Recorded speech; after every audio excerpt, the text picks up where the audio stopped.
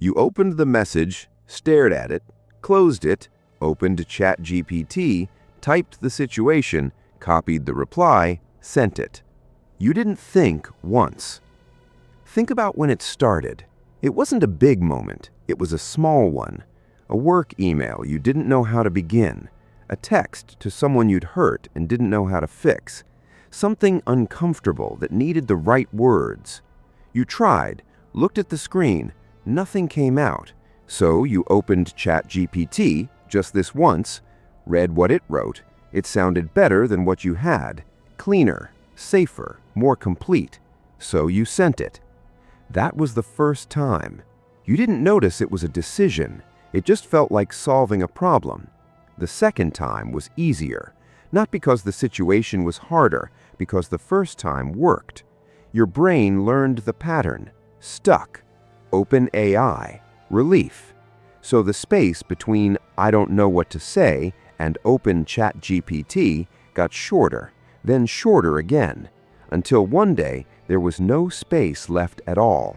You opened it before you even struggled, before the awkward sentence, before the pause, before trying.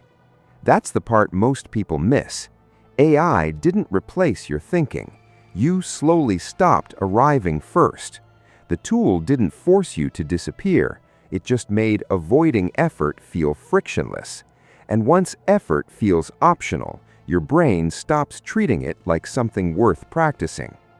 Every shortcut that worked became the new instinct. Every moment you skipped the struggle, coming back to it got harder. You didn't notice because nothing broke. The email still sounded professional. The message still got sent. The apology still looked correct. The output was fine. What changed was the input. You stopped finding your own words by trying to reach them, and trying is where your real voice used to form. This is what it costs, not loudly, not all at once, slowly, quietly. The messages that should sound like you start sounding like everyone else. The things you say stop feeling fully connected to what you mean, not because the words are bad, because you didn't arrive at them yourself. And after enough repetition, something worse starts happening. You stop trusting yourself to find the words without help, not because you can't, because you haven't in a while. The uncomfortable text, the difficult email, the thing you wanted to say but didn't know how to begin. Those moments looked small, but that was where the thinking lived, where you discovered what you actually felt, what you believed, what you meant, by struggling to put it into words. The dangerous part was never the tool.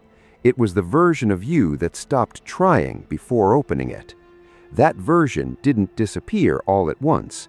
It just got quieter, one shortcut at a time.